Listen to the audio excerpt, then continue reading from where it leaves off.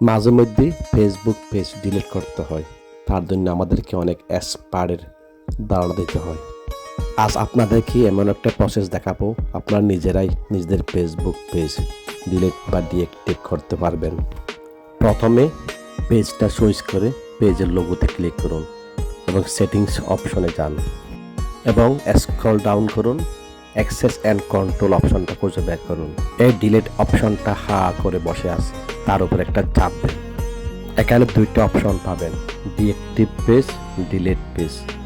আপনি পেজটা ডিঅ্যাক্টিভ করলে কিছুদিন পর আপনার ইচ্ছা মতো আবার পুনরায় ফিরে আনতে পারবেন, কিন্তু ডিলিট করলে নেভার ক্যান ব্যাক এগেইন। বক বক করতে অনেক দূরে চলে আসলাম।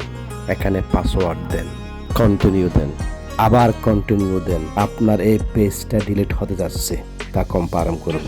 তার উপর আবার একটা